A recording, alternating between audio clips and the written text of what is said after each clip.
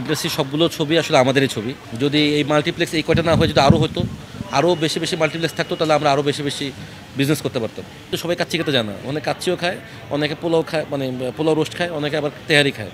তো different different মানুষের different different taste. আগন্তুকটা আমরা কোনো মাল্টিপ্লেক্সের বাইরে দেইনি, আমাদের সিঙ্গেল হলে চাহিদা ছিল। যেমন ময়মনসিংহ, খুলনা, সিলেট থেকে আমাদেরকে নক করেছিল ঈদের সময়। আমাদের এইবারের বিজনেস পলিসি ছিল যেহেতু এটা একটু ডিফারেন্ট টাইপের মুভি, সাইকো থ্রিল মুভি, মাল্টিপ্লেক্সে ক্লিক করিয়ে বা হাইপ তুলিয়ে তার দেন হচ্ছে আমরা জেলা পর্যায়ে যাব। তো ওইটাতে আমরা সাকসেস। আপনারা দেখেছেন যে আমরা আমাদের নায়ক নায়িকা নিয়েও কয়েকটা হলে গিয়েছিলাম, উপচে পড়া ভিড় ছিল। তো যেহেতু আমাদের এই হলগুলোতে আমাদের সেলটা ড্রপ করেনি, মানে জিনিসটা সেলটা হচ্ছে আপনার ঈদের দিন যেমন ছিল, ঈদের পরের দিন যেমন আজকেও তেমনই আছে। যেহেতু আমাদের শো কম, ওই শোগুলো সব হাউসফুল যাচ্ছে।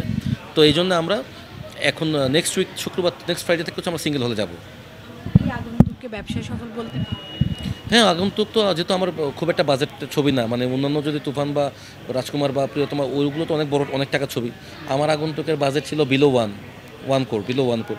সো আমার জন্য এটা আসলে জাস্ট 1 মান্থের, মানে 1 মান্থ বিজনেস হলে আমার মোটামুটি রিকভার হয়ে যাবে। তারপরে তো আমার TV rights, OTT rights, digital rights আরও। তো আমি আমার জায়গা থেকে হ্যাপি, মানে আমার যে টার্গেটটা ছিল যে এই মুভিটা আমার বড় ছবির সাথে কিছু থাকে না। আপনি ধরেন একটা যদি আপনি বিরিয়ানির দোকান দেন, তো নাম দেখা গেছে কাচ্চির দোকান বা কাচ্চি সামথিং দোকানের নাম। 40% বেশি গ্লো, বিশ্বের 1 নম্বর গ্লো ক্রিম, নতুন গ্লো এন্ড লাভলি। কিন্তু শুধু কি কাচ্চি বিক্রি করে? ওখানে কিন্তু সবাই কাচ্চি খেতে জানে না, অনেকে কাচ্চিও খায়, অনেকে পোলাও খায়, মানে পোলাও রোস্ট খায়, অনেকে আবার তেহারি খায়। তো ডিফারেন্ট ডিফারেন্ট মানুষের ডিফারেন্ট ডিফারেন্ট টেস্ট। ফুডের ক্ষেত্রে যেমন, এই সিনেমা বা কাপড় চোপড়ের ক্ষেত্রে কিন্তু সেম। ওই জায়গা থেকে আমি বলবো যে আমাদের যে অর্গানিক দর্শক আসতেছে, আমরা এটাতে হ্যাপি, এবং আমরা মোটামুটি 1 থেকে 1.5 মাস সেভাবে আমরা কন্টিনিউ করি। ইন্ডাস্ট্রির সবগুলো ছবি আসলে আমাদেরই ছবি, কারণ দিন শেষে একটা ছবির সাকসেস কিন্তু এটা আমাদের উপরও, আমরাও সাহস পাই যে না, ইন্ডাস্ট্রি এখনও মরে যায়নি, এখনও আপনার আমাদের বড় বড় ছবি বানানোর আমরা এখনও স্বপ্ন বা আশা করতে পারি। সেই জায়গা থেকে তুফান আসলে আমার নিজের সিনেমা হলগুলোতেও তুফান চলছে এবং খুবই ভালো চলছে নিঃসন্দেহে। এবং এটা গত বছর আমি যেটা বলবো যে প্রিয়তমা সুরঙ্গের পরে অনেকেই হতাশ হয়ে গেছিলো যে আর ভালো ছবি আসছে না বা বাংলা বড় ছবি হচ্ছে না। বাট তুফানের পরে আসলে এটা, ওই দুঃখটা ঘুচে গেছে আমি মনে করবো, এবং আসলে নিঃসন্দেহে ভালো সেল যাচ্ছে এবং আমরা বড় ছবি বানানোর জন্য এটা প্রয়াস পাচ্ছি এই তুফানের মাধ্যমে।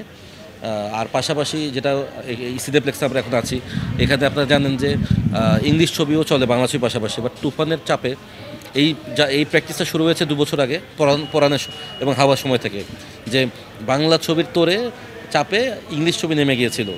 ঠিক ওইটারই রিপিট হয়েছিল গত বছর প্রিয়তম সুরঙ্গে, সেটারই রিপিট হয়েছে এবার তুফান বা আগন্তুক বা ময়ূরাক্ষী, এই সমস্ত ছবি। তো আমি বলবো যে এটা আমাদের জন্য একটা গুড সাইন, এটা অবশ্যই একটা গুড সাইন যে অডিয়েন্স মুভি দেখছে, টিকিট না পেয়ে ফিরে যাচ্ছে। বাট ওই যে আফসোস লাগে, যদি এই মাল্টিপ্লেক্স এই কয়টা না হয়ে যদি আরও হতো, আরও বেশি বেশি মাল্টিপ্লেক্স থাকতো, তাহলে আমরা আরও বেশি বেশি বিজনেস করতে পারতাম। আগন্তুক সিনেমাটা আসলে আমাদের একটু মানে সাইকো থ্রিল মুভি। তো আমরা আসলে আগে যেমন, এখন থেকে 5 বছর আগে কিন্তু এই ধরনের মুভি বানানোর আমরা সাহস করতাম না, এই ধরনের কন্টেন্ট।